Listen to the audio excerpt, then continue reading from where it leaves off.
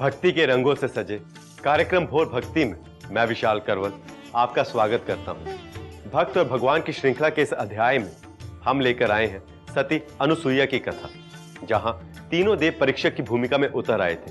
त्रिदेवों की यह सुंदर कथा निश्चित रूप से आपको आनंदित करेगी। परम तपस्वी ब्रह्मा जी के मानस पुत्र अत्रि ऋषि की पत्नी और ब्रह्मवादिनी सती अनुसुईया के पतिव्रता व्रत के बारे में क्या आप जानते हैं? कैसी थी उनकी पति भक्ति?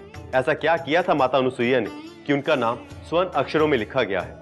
कहते हैं कि भक्ति में शक्ति और पति की भक्ति करने वाली स्त्रियों को तो देवता भी पराजित नहीं कर पाते थे। जलंधर के मामले में भी ऐसा ही हुआ था कि उसकी पतिव्रता पत्नी वृंदा के कारण जलंधर को शिवजी भी पराजित नहीं कर पा रहे थे और पराजित करने के लिए विष्णु को छल का सहारा लेना पड़ा। जलंधर के वेश में वृंदा के पास गए थे और व्रत भंग होने पे वृंदा ने शाप दे दिया था। वहीं सती अनुसुईया की पति भक्ति भी युगों युगों से सम्मान पा रही है, जिसका उल्लेख रामायण, महाभारत और पुराणों में मिलता है। भारतवर्ष की सती साध्वी नारियों में अनुसुईया जी सर्वोपरि हैं। इनका जन्म उच्चकुल में हुआ था। अपनी सतत सेवा और प्रेम भावना से इन्होंने महर्षि अत्रि का हृदय जीत लिया था। माता अनुसुईया के सतीत्व के प्रभाव को इसी से जान सकते हैं कि स्वयं त्रिदेव इनके पुत्र के रूप में रहे। भगवान दत्तात्रेय, जिन्हें त्रिदेवों का एक रूप कहते हैं, माता अनुसुईया और अत्रि मुनि के पुत्र हैं। माता अनुसुईया कौन थी, किसकी पुत्री थी और इनसे जुड़े कौन कौन से प्रसंग हैं? रामायण में माता अनुसुईया की क्या भूमिका रही? सीता जी के साथ इनका क्या संबंध था? क्यों त्रिदेव माता अनुसुईया के पतिव्रत धर्म की परीक्षा लेने को बाध्य हुए? किसने माता अनुसुईया को पतिव्रत धर्म की शिक्षा दी? माता अनुसुईया से जुड़े रोचक प्रसंगों के बारे में जानने के लिए बने रहिए भोर भक्ति में हमारे साथ।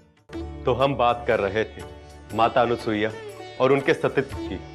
माता अनुसुईया दक्ष प्रजापति की 24 कन्याओं में से एक थी। उन्होंने ब्रह्मा, विष्णु, महेश को तप के द्वारा प्रसन्न किया था। कुछ ग्रंथों में अत्रि मुनि और माता अनुसुईया के 3 पुत्रों का वर्णन मिलता है, जिनमें ब्रह्मा जी के अंश से चंद्रमा, शिव जी के अंश से दुर्वासा और भगवान विष्णु के अंश से दत्तात्रेय जन्मे थे। वहीं सुख सागर में कर्दम ऋषि को माता अनुसुईया का पिता कहा गया है। रामायण में दिए गए वर्णन के अनुसार माता सीता ने इनसे पतिव्रत धर्म की दीक्षा ली थी। भगवान राम को जब वनवास मिला तो उनके साथ भ्राता लक्ष्मण और पत्नी सीता भी जाने को तैयार हो गई। वनवास के दिनों में राम, सीता और लक्ष्मण चित्रकूट पहुंचे। चित्रकूट में ही अत्रि मुनि का आश्रम था। राम जी, सीता और लक्ष्मण को लेकर अत्रि मुनि और माता अनुसुईया के पास आश्रम में पहुंचे। आश्रम में माता अनुसुईया ने सीता जी का वधू की तरह स्वागत किया। सीता जी ने भी माता अनुसुईया के चरण स्पर्श करके आशीर्वाद दिया। आश्रम में ही माता अनुसुईया ने सीता जी को पतिव्रत धर्म की दीक्षा दी।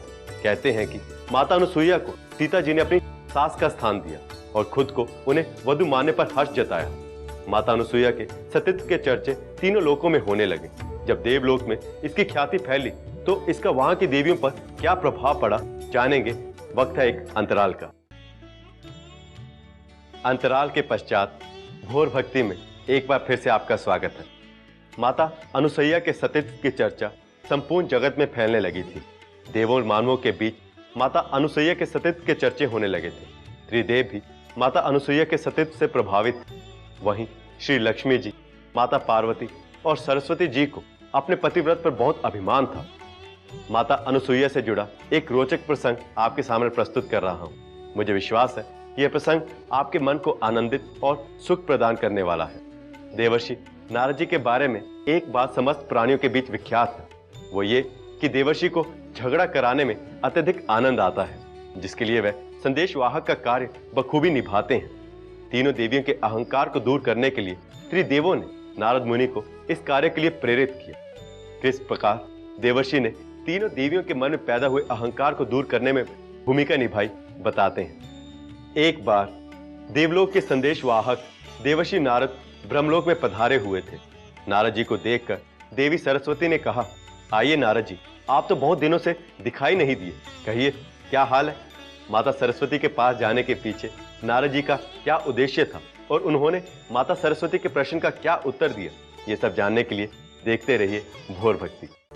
ये बात जग जाहिर है कि नारद जी जब भी कहीं जाते हैं तो उनका कोई ना कोई उद्देश्य अवश्य होता है।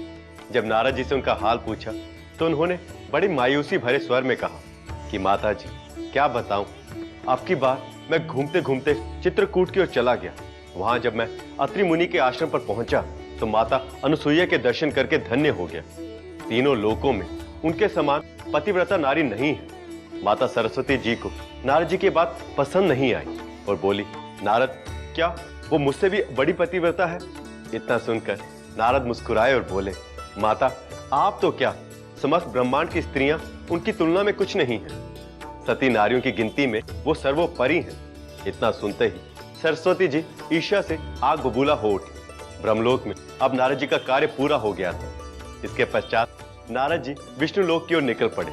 विष्णु लोक में पहुंचते ही देखा श्री हरि विष्णु अपने आसन पर नहीं है और माता लक्ष्मी अकेली बैठी हुई है। नारद जी को अपना कार्य पूरा करने के लिए ये सबसे उपयुक्त समय लगा। उन्होंने माता लक्ष्मी को प्रणाम किया। माता लक्ष्मी ने नारद जी का स्वागत करते हुए जगत में हो रही घटनाओं के विषय में पूछा। नारद जी ने माता लक्ष्मी को क्या बताया और देवर्षि किस कार्य की पूर्ति के लिए विष्णु लोक गए थे। इस रोचक प्रसंग को आगे बढ़ाएंगे, किंतु अल्प विराम के बाद भोर भक्ति में आपका फिर से स्वागत है। देवर्षि विष्णु लोक में माता लक्ष्मी के सम्मुख है और माता लक्ष्मी उनसे जगत में हो रही घटनाओं के विषय में पूछ रही थी।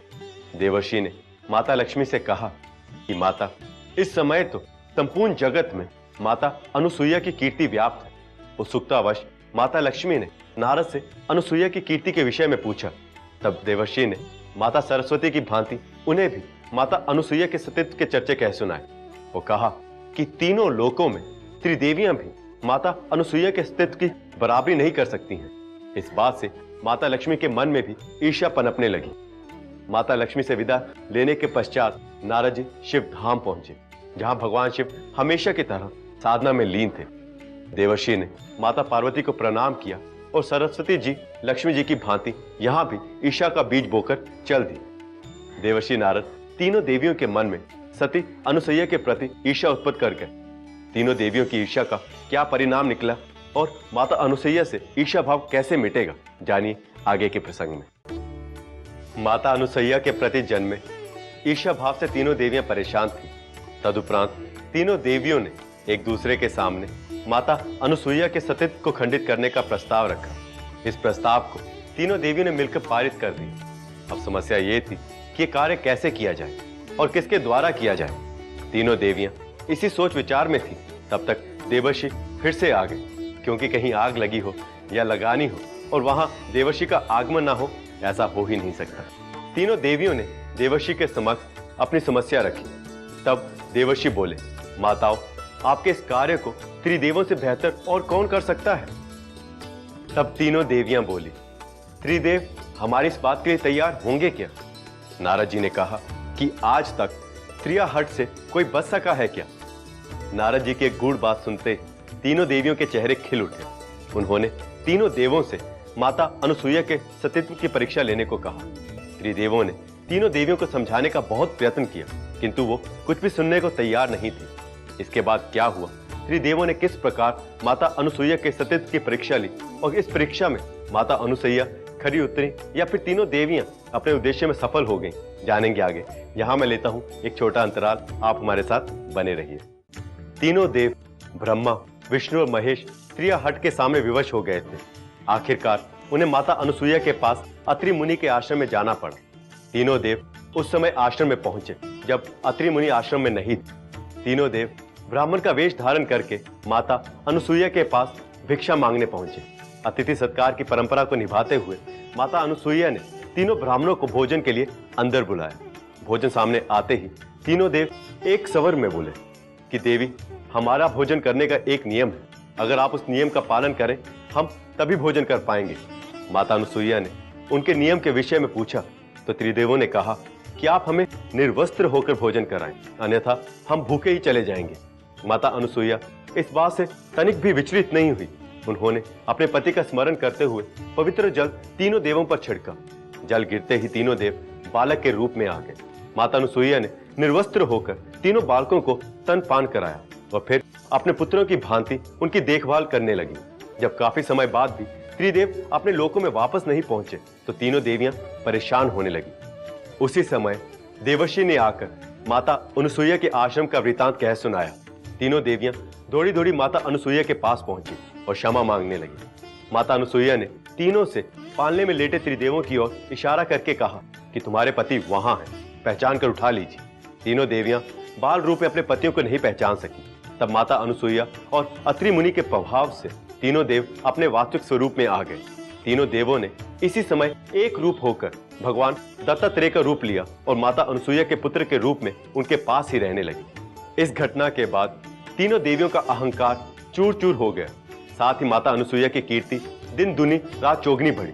तो ये थी देवों के देवत्व और मानवीय मूल्यों की पराकाष्ठा की कहानी। इस अध्याय में इतना ही।